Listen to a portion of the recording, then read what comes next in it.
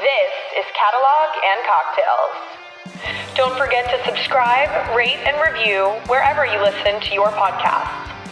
Here's your hosts, Juan Sequeda and Tim Gasper. Hello, everyone. Welcome to Catalog and Cocktails. It's Wednesday, and this is your weekly live hangout. An honest, no BS, non-salesy conversation about enterprise data management with a tasty beverage in hand.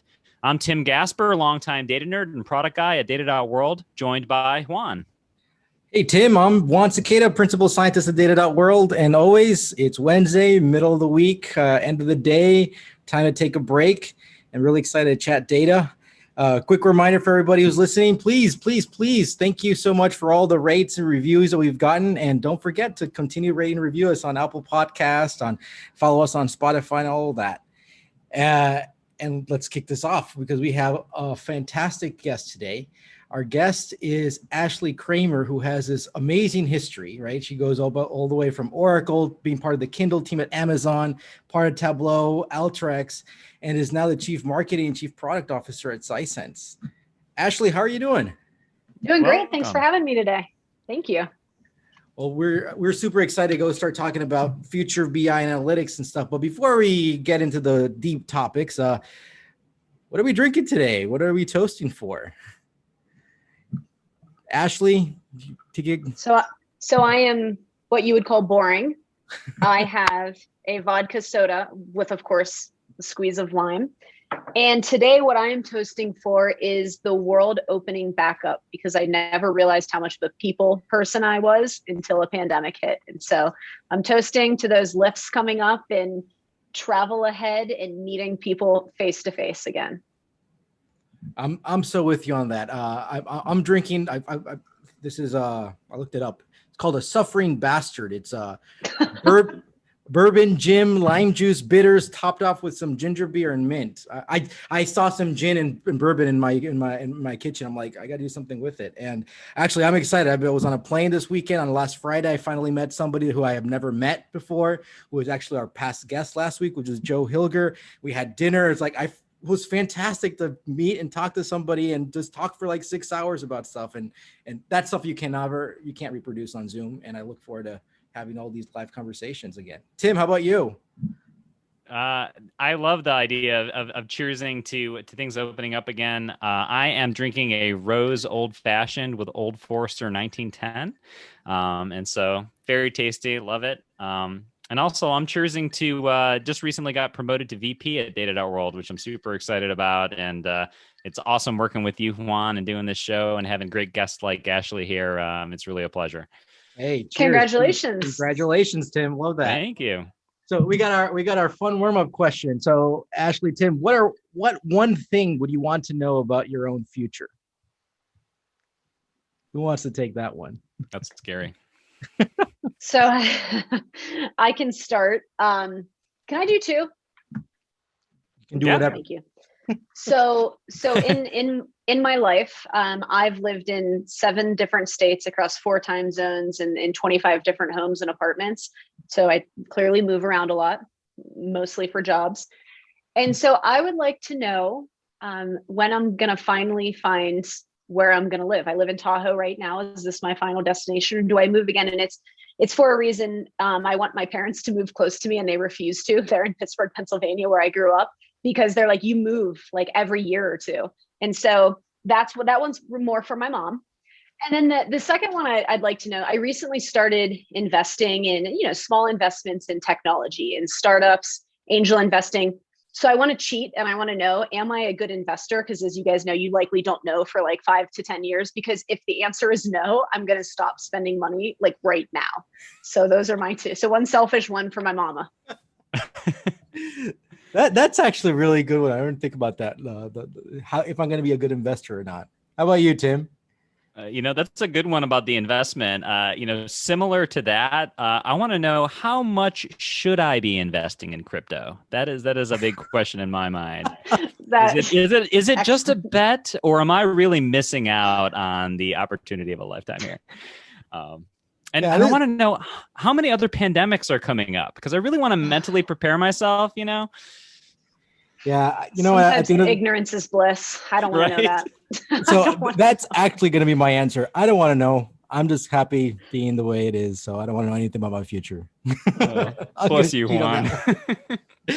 All right. Well, let's kick this off and let's just start with our topic here. I love to kick it off with honest, no BS. Ashley, the world has been talking about BI, has been talking about analytics, and now it's talking about AI, right? So honest and no BS. How much are these worlds colliding? Are people doing AI, but it's just a much fancier dashboard and they're overselling it? Or is there actually something new and with substance in here? Yeah, I mean, I think the future of AI and BI colliding, which by the way, BI back in my Tableau days was starting to be, people are like, don't call it BI, it's analytics. And then I left and went to Alteryx and I came back to the space and everybody's like, it is BI again. So BI is reinvigorated, it came back. BI and AI to me colliding actually means AI is used to drive the BI experience, to drive the analytics experience. And so I think there's different schools of thought where people say, no, there's tools to build AI, to build BI. I actually believe when they collide, it's driving the experience. So we're not just doing descriptive analytics anymore and saying, oh, here's my beautiful dashboard. This is what's happening right now. But AI is driving that experience to say, hey, know that this is going to happen in the future. This is what you should do about it. Predictive, prescriptive analytics. And you can't really get there until the two actually do truly collide. So the honest, no BS here is BI or AI is going to be more about, tell me more about the things of the future, being predictive about it. And just traditional BI is tell me things about the past. Is that we're probably not going to call it BI again in like 3 years. So since it's no BS, like it's gonna probably change again. It's BAI maybe or something, but we constantly change the language. And AI is, as you all know, a little bit of a fluffy term too. There's a lot that goes into it, but yeah, that's where it's about insights to action instead of just the business intelligence experience. So then that makes sense. How much of AI right now, from the analytics perspective, from being kind of prescriptive, is this real versus too much fantasy? Like, because we start seeing people doing all this advanced machine learning stuff. Like, how much is it actually applicable right now to the enterprise versus that's just computer vision things, right? That's not being applied for my business day to day. I think it's still a dream. It's a little bit of a dream. We see people solving use cases with it, but I think it's kind of the North Star that people need to go after. But I don't think we've quite delivered anybody on the dream yet. And I don't think customers are actually really strongly impacted, which makes it an opportunity, by the way, for everybody to up level. Do you think that certain use cases are gonna shift from dream to reality first in front of other use cases when it comes to things like BI transitioning to AI? Like, what use cases are you the most excited about there? To me, number one is the customer 360, and that can be applicable to, CRMs and sales teams, that can be applicable to support teams. But like the minute, for years in different companies, I've heard of these customer 360s, and it's still just, I'm an airline company and, Tim is one of my highest rated customers. And so treat him nice, right? No. Let's figure out more, remove the creep factor, by the way. Like, we can't know too much about you because we have a creep factor a little bit too in BI. But I think it's like really driving like smarter campaigns to you and without a human involved. And so I think when it comes to treating customers better is the first use case that I can see this actually, I'm starting to see glimpses of it. And of course, then there's, more wild ones down the road that will come to light. Yeah, that's interesting. Yeah, I really like sort of the promise of sort of customer 360 or really anything 360 and using BI as a way to get you more of the full picture there. I guess where do you see that, AI plays the most value there? Is it around the integration side of it? Is it around more of like the bringing the intelligence to you? Like, kind of, you mentioned this use case of like a customer service agent or something who wants to provide better customer service to a customer. Is it sort of the insightful action or prescription that comes to that person in their moment of need? I think it's both. I mean, yeah, the first it's driving the experience, but if you're, again, let's say we have a deep AI dashboard about our frequent flyer program, you're still having to go look at that dashboard, and you're still having to like look you up, right? And be like, I wonder when he's flying again, I wonder what I should care about, versus pushing the experience to those customer service reps, to the people, the flight attendants on the airplane that have their device. And we're seeing a level of that, I'm sure, already. But how smart is it, and how intelligent, how much AI are we actually using, versus just like, he's here right now, he's probably going to order steak, right? And knowing before you get on, make sure you have enough steaks. Like there's an element to how we can just make people smarter without causing them to have to change their workflow and change what they're doing. Right. We've chatted before about this, and I think something we did was AI as a guidance. I think that was something that we described. Is like you want to have these tools, these systems, these AI systems to help guide you to what to do, and instead of just kind of, what do you say? It's not just about explain the past. It's like, what else are the new experiences you want to go learn, and tell me. Don't automate everything for me. Like, give me as a human some control. But I also want to know where I should head. It's not like, because this is the thing that I see about AI all the time, is that, hey, hands off, the AI should do everything. I'm like, no, humans need to be involved. So it's about helping us guide to figure out where we should go. And I think this is the balance that we see from just data management. Like, how do we integrate all this data? Let the AI go integrate all this data automatically. Like, no, you need humans there to understand it. But also, once I got all this data, I want to, am I going to decide? Am I going to accept a decision of an AI system? You should go do this. Like, well, no, we should be empowering somebody else to be actually take those kind of inputs and then make a final decision. So I personally am on the boat that you want to have AI to be able to support and guide humans in here. But is that truly scalable, or do we really need to go into a world where humans are going to be completely out of the loop for these types of like customer 360, that we can just trust the AI system to go do everything and it's going to work better than any human? How do you see that? I know there's two different schools of thought here. I am more on it will help us make more intelligent decisions. It will augment the process. It will reduce the mundane, but the human intuition will always have to be layered in. And so I'll go away from the customer 360 example and talk about smart cars. You know, a smart car will tell you, hey, you're getting close to the center line, and beep, and it knows when there's an accident 5 cars ahead or about to be, and it helps you drive better. But the day you see me sitting in the back of that car with no human's hands on the wheel, because it makes wrong decisions, right? The sensors screw up. And so it's making people better drivers, and it's helping in a lot of cases reduce accidents and things. But I don't think we're anywhere near removing the human intuition, and you can apply that in the customer 360 and all kinds of other scenarios. That's interesting. I see a lot of agreement here in the chat with your comment there about sort of augmented intelligence and keeping the human in the loop, giving them better guidance. So I think there's a lot of agreement there. You know, when you think about augmented intelligence as a sort of an angle on AI, you know, and thinking about the folks that are using BI, you know, who's gonna stand to benefit the most from AI getting more into the BI realm? Is it the technical analyst? Is it more of sort of the citizen data consumer type person? You know, who do you see as benefiting the most as the automation gets better, as the insights get better?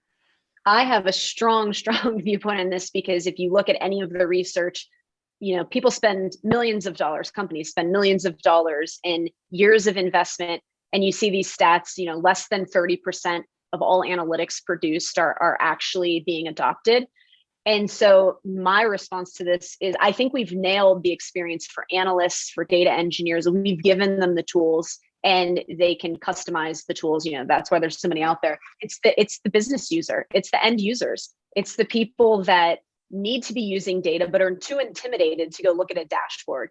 And so that's where it's just people that don't have analyst in their title, and people that don't consider themselves, you know, quote unquote data workers, are the ones that can really leverage or take advantage of AI under the hood, because it's, you know, insights, hints, context, guided experiences are coming to them.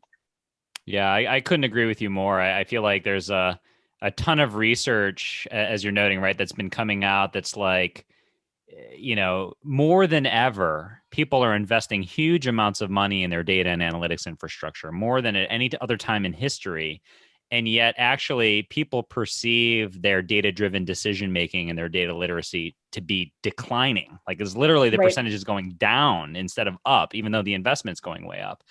And it feels like that points exactly to the statement that you're making, that like, yeah, sure, the analysts have access to data, and maybe they're getting even more data than they ever have before, right? Big data, data integration, all that good stuff, data lakes. But is it really truly filtering out to the people that are making the decisions in a way that they can action on? Yeah, and I think we've tried to solve it differently. There's data literacy programs now, great, and that's good, but like you have to assume people have the time to go take that. So think about the developer shortage in the world. There's not enough developers to do things like build apps. So what did we see emerge? Low code app development, right? So opening up to more people, because the world realized people aren't going to go back and learn how to be a developer just because there's a shortage. We need to empower more people. And so it's sort of applicable to that same experience. And don't assume business users are going to say, all right, I'll drop everything and I am going to go become data literate. In some cases, great. So let me go push back a little bit on this, because I'm on the camp of the low code. I think that's a lot of BS, right? We're seeing a lot of this low code. I think we want that to be great. And I think it can be great for some stuff. But in reality, if you're doing low code type of applications, like you're probably designing, the end result is going to be pretty shitty, honestly. My perspective about what it can happen, because you're losing a lot of the important logic. Business is going to be messed out and stuff that it's not even, I can't even find it, right? So one can argue that the stronger people, the people who will win, right, are the ones who are going to invest in it. They do see this, so they are going to find time to go do that. So I would say, if you're a business user and you're saying, well, I don't have time for this, I just want the stuff that I can, hey Siri, or hey Alexa, tell me this thing, versus somebody who's going to get a little bit more going to roll up their sleeves, they're going to have more potential to win and go do more things faster. They're going to be truly more self-service on that stuff. So I would say that, yes, we want to have an AI to help me out because I don't have time to be data literate and all that stuff. But the folks who do invest in that stuff, I think they're going to be the winners. So that's great from like I agree, and I'm not an analyst at heart, and I became data literate, and then my career took off because now I lead those types of products. But you're putting a lot of faith in that people want that, right? Like, people fundamentally want to wake up and be like, I want to be the best analyst out there, or I want to go learn how to develop. And don't discount the fact that just because you're using low code doesn't mean that's the final. There's something called rapid prototyping, where, okay, developer doesn't want to sit with me for hours while I try to explain the experience. I'm going to use this, as you call it, shitty low code experience, and then I'm going to go give it to them and they can operationalize it, right? And so you're starting to bridge that gap. You're starting to remove barriers. I agree with that, but there's also a big hope that, let me go pass this on to somebody else that they can operationalize. Like, that's a big hope and gap there, because otherwise we start seeing people do this all the time in Excel, right? And they're like, I can do Excel, and then they do their things and we just have silos and silos of Excel. So I think part of it is that we really need to, and my position is that we really need to have this culture of being not just data driven but from the top up, right? Executive level, executives need to show the examples of drilling into data. I think if I put two companies side by side, you have the CEOs going in and looking into the data themselves and asking the hard questions, and also other ones that don't. As a potential employee, I want to go work at the company where the CEO is actually getting into the data themselves. I mean, obviously not drilling too much into it, but I was going to say, I have a CEO currently, and maybe I'll send this to him, and nobody is more analytical and nobody digs into the data more. So be careful what you wish for. Well, that's awesome. Amir, I love you, but be careful what you wish for. As long as their interpretations are correct. That's the other thing. They see that one chart that they get so excited about, and you're like, wait, no, that chart doesn't say what you think it does, That's exactly right. There's like one thesis and one theory, and you're like, what? Look at it from this angle, and then you get into a 7-hour discussion on one piece of data. And so, I think I'm so passionate about the rapid prototyping, because I also called BS on it. And at my former job prior to this company, that was one of the biggest use cases. And that was sort of viral, particularly through enterprises. And so just because I've seen it come to life, not necessarily in BI specifically, I have seen it be pretty effective.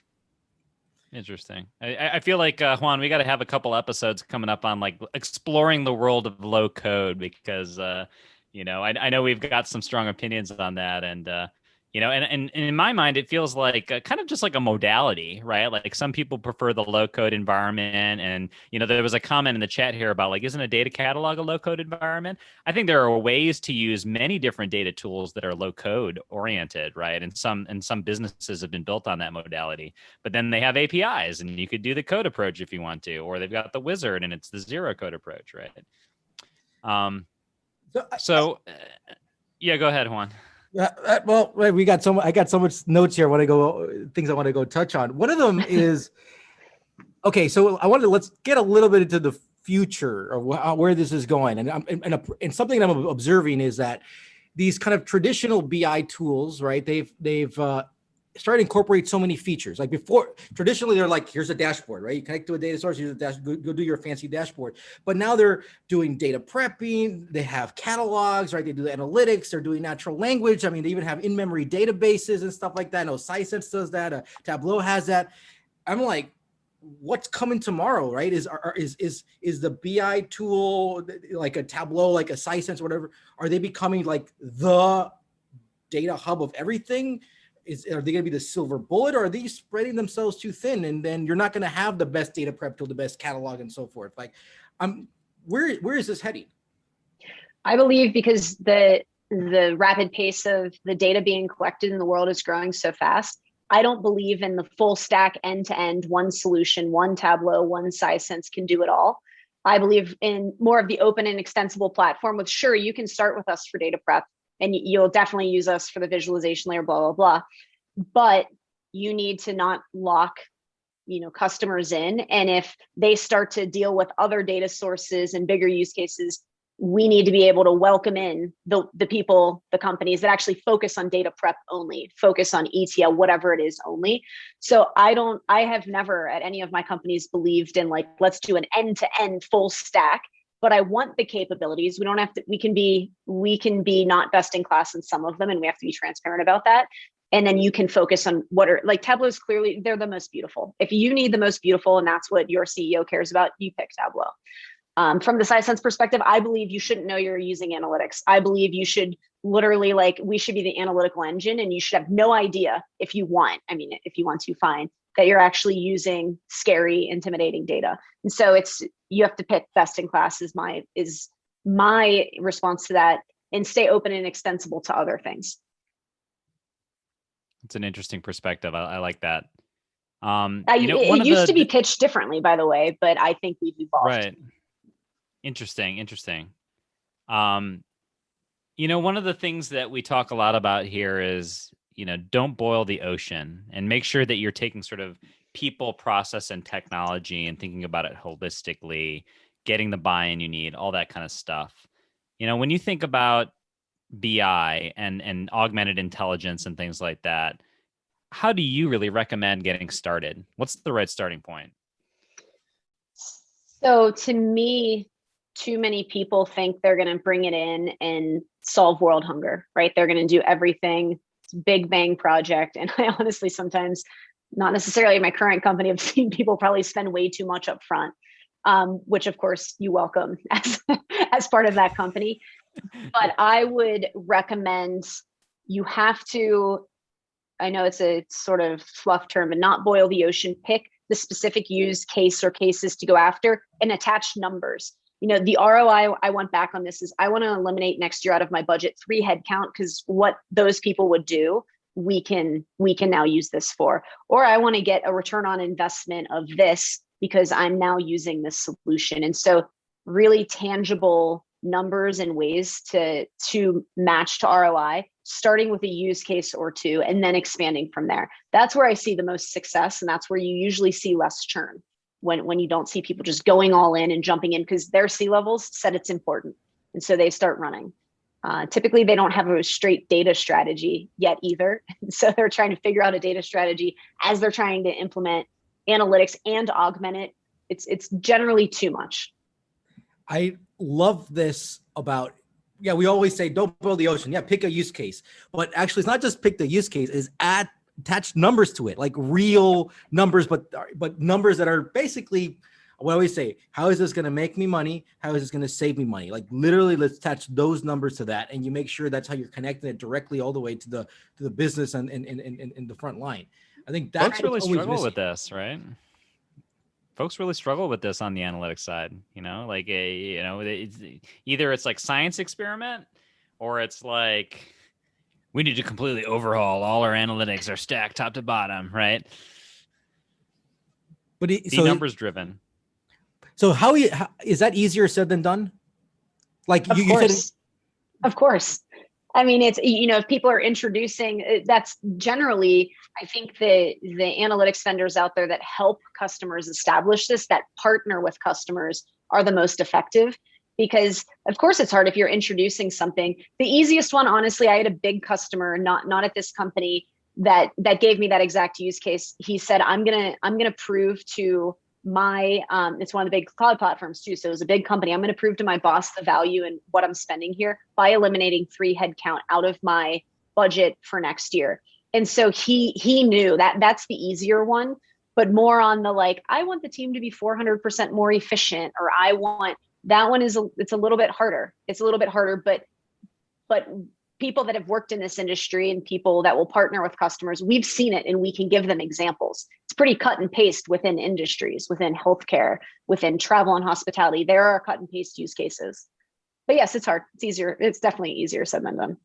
No, but in some industry, you're saying it can be easier. And I think, like, thinking about the head count, that's kind of something that people can actually work on. It's much more tangible than, oh, we're going to increase your productivity because you spend 10,000 hours for all these people, and if we reduce the 10,000 hours, multiply by their salary, blah, blah, blah. It's like, yeah, that's nice, but I mean, I feel like people get a little scared of the head count thing, because they're like, oh, does that mean that, like, they're going to fire my people or something like that, right? And I think people have to get out of that mindset, and it's like, no, those people are going to be now unlocked to go work on higher value things, right? Or they're going to use their brains. They're going to use their brains in the way that they should, and not in, like, cutting and pasting and doing whatever they're going to be able to actually use their brains in better ways. And that is a hard message, right? Even back when the cloud was a thing, back when I was at Amazon, IT was like, oh, that's my job.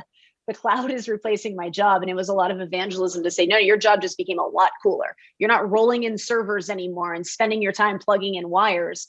You're, like, learning how to script, and you're learning, it's the same thing we saw back then. And so another thing I wanted to touch on is the type of data. So right now, when it comes to analytics and the stuff we're seeing, is traditionally, like, you think about BI, it's relational database, your tabular data, but now we're seeing so many different types of sources of data, right? Unstructured and text, and a lot of the topics that we talk here is about graphs and knowledge graphs and stuff. I'm curious, from your perspective, what's next on the types of data that people are doing or companies are focusing on for analytics? Or are we still there's still so much to be done on the tabular data? We're still working on that. I think we're still there. I think, I've watched different dreams, some come to fruition, some not. Like, there were the Hadoop days. And then we realized, oh, that's going to be a cold store, but to actually extract it, you're going to need different layers on it. So I think we're getting closer with, like, the Snowflakes and the Databricks of the world to converging theories that are seeing value in each. I think where we are right now, we're going to see this still solidify for a few years to come. And then I won't take a guess at what's next, because I'll be wrong. I don't like to be wrong. I mean, I am quite often, but I don't like to be wrong. Well, and what about, like, personal agents, like your Alexas and your Siris of the world, right? Because we talked to a lot of executives and folks, and they're like, well, I just want to be able to talk to my phone and talk to this and tell me, hey, how are the sales going today, right? I mean, we're not there, but it kind of seems that we shouldn't. Why aren't we there? I mean, we use Alexa all the time. Like, what's missing? I mean, I'm surprised we're not every single executive in the world is talking to Alexa to go get their stuff and asking them, but why, and get explanations. Yeah, I don't know. I mean, I definitely, I'm not one to just talk to things. And I don't know. I had Alexas in my house and she would like start talking in like the middle of the night. It was like, so for me, it's not really for me. I will say though, if you think of like the Amazon shopping experience, like 2 years ago when you'd go to return something, it was very clearly a robot coming back to you. And very clearly, but if you think about how refined it's gotten now, it's a pleasant experience. I want to talk to their chat bot, with always a very clever human name, way more than I want to get on the phone with somebody now because but I think it takes a lot of time to refine that experience. There's a lot of companies out there trying in different industries. And it just, that's the answer is it just takes time. I personally, I'd love to hear from you guys, but personally, I don't really want to talk to Siri or Alexa. I don't know why. I just don't, I'd rather Google search. Yeah. I feel like I'm so excited about the promise of this technology, and I still have, every once in a while I get super excited about like voice enabled technology, and then also like virtual reality, right? You think about like how these enabling technologies could like revolutionize the world of data, right? But then you talk to Alexa and you're like, hey, you ask her a question and she tells you the completely wrong answer. But at least there's a little bit of a feedback loop happening now where she'll actually ask you, like, was that the answer you were looking for? Right. And I feel bad, but I've sworn at Alexa a few times. So I'm sure it's she gets offended. She gets offended. Like, after a few drinks, maybe after this, like, me and my friends have asked Alexa some questions and like, she gets offended. She really does. And you shouldn't swear at her. She'll call you on it. But she will. So do you have these conversations when I talk to folks and they're like, yeah, like we need to be talking to Alexa, like they have this vision of what the next generation of analytics should be, and do they just have it wrong? And we just, or I mean, maybe they're going too much into the weeds of the features. It's like the Flash, right? So like, great, that's the better story to say. Like, I just want to be able to talk and I just want to say like, hey, what are my sales going to be in 2 years, and it's gonna just tell me, right? It's just because I don't really care about the details. But from my perspective, I just want to shoot you that in Slack, right? I'm thinking you're gonna come in and actually type it in, and it's just a different delivery. I think it's the same idea. It's just a different way of asking and receiving the question back. We've done Alexa demos at all three of this company and two before on stage because it's awesome. It's so cool. It talked back to my former CEO and people loved it. Nobody would ever use that. I just thought it didn't make sense, but it was a really cool demo. So I'm just not sure. Cool demos. It's like the cherry on top. Maybe it'll help people go close a deal. So yeah, why not? But in practice, you're not going to go use it. Well, that happens a lot. Maybe to bring it back. And maybe to bring it back a little bit, it kind of goes to your comment, Ashley, about like the self-driving cars, right? Like maybe we're just like, there's a missing element still with like, the common sense and the banter back and forth that we just haven't gotten to yet. Yeah. Yeah. Hey, well, Ashley, I told you 30 minutes fly by here. So this is great. Wow. It's always fast. So we have this little quick lightning round. We'll go. Oh no.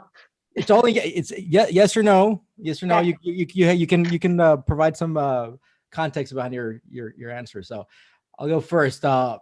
Natural language will become the main way people query their data soon. No. I guess after this last conversation, you know what your answer is going to be.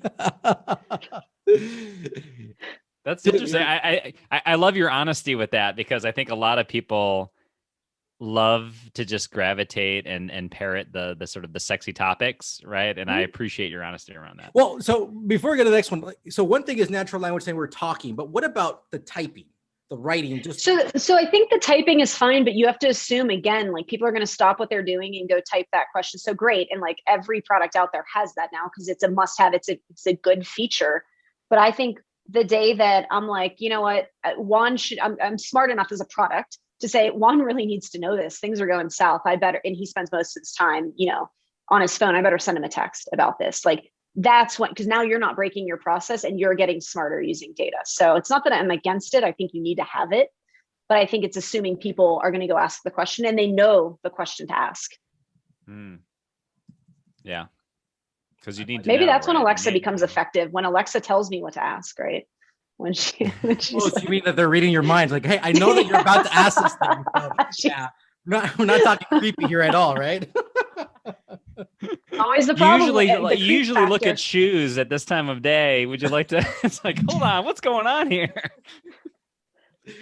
All right, Tim, your turn. All right. Man, creepy AI is only going to get creepier.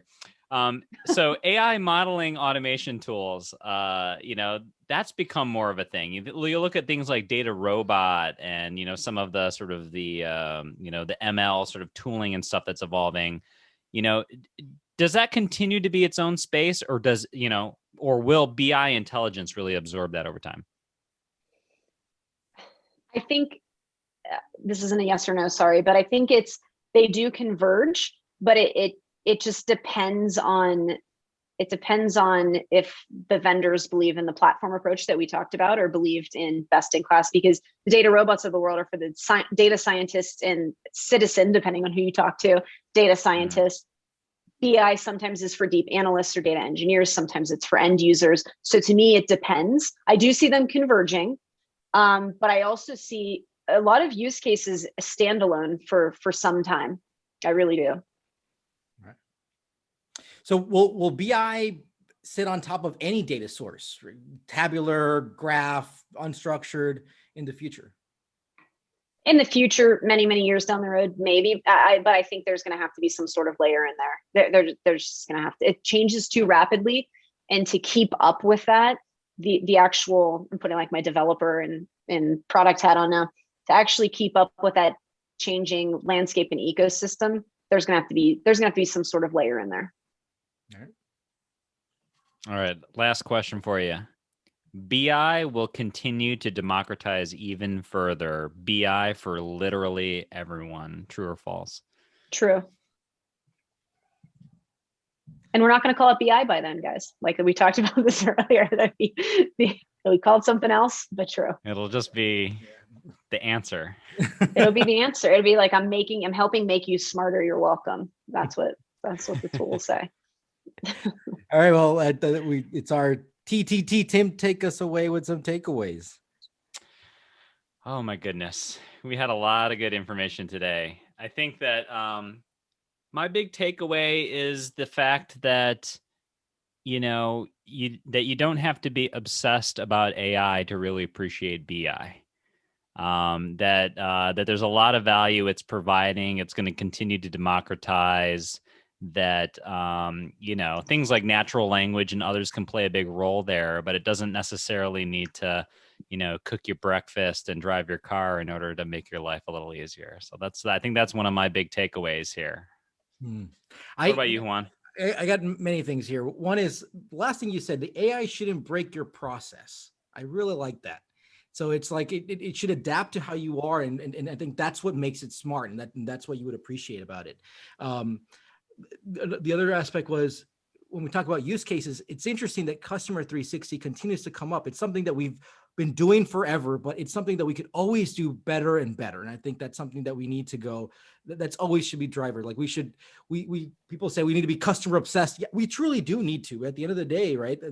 That's what's paying and driving the business. And the whole, we always talk, don't boil the ocean. We always talk about picking the use case.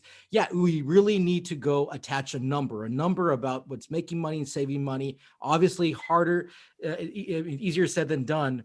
But that example you said, like we can eliminate 3 headcounts, and knowing that that's something that you're going to go use, people are going to go start working things using their brains so you do smarter things. So I think that's an aspect that can be a quote unquote easier way to apply that, get that number in. This is a fantastic conversation. Thank you so much, Ashley. And I always like to throw it back to you for our advice little segment there. What's your advice, general, broad, about data, about life? And second is, who should we invite next? My general advice is always be networking. Like talking to you two today, I learned we have to go have a drink and talk a little bit more about Lowcode, but you learn something every time, and not just specifically in data and analytics in your industry. Like always be networking. I tell my team this, make time for it. Always be networking. talk to everybody from entrepreneurs to people at big companies. It's amazing. You learn from books, you learn from podcasts, but like actually having those conversations is the most powerful thing I found in my career. And I think clearly next, I had a different answer coming into this, but like we need to get the leader of the Alexa team on here, and we need to understand what we don't understand. We need to understand what the future is, and that's selfish for me because I want to listen in, and I want to know if I need to be thinking about this a little bit more as part of my roadmap. You hear that, leader of Alexa? We've got you're in our crosshairs. We've got questions for you. Actually, I'm going to definitely take you up on the whole no code discussion. I think there's so much there. I'm going to guess that you've probably invested in some no code companies, maybe then. I can't. I mean, let's see my future first, and then we can back up and talk about that. Let's see. All right, Ashley, thank you so much. This was a fantastic conversation. And just as a reminder for everybody, next week is our final episode of the season, episode 50. And it's going to be just Tim and me. We're going to be summarizing everything we discussed in this first part of 2021. And it was a pleasure to close this first season with Ashley as our last guest of the season. Ashley, again, thank you so much. Thank you. And thanks everybody for listening in.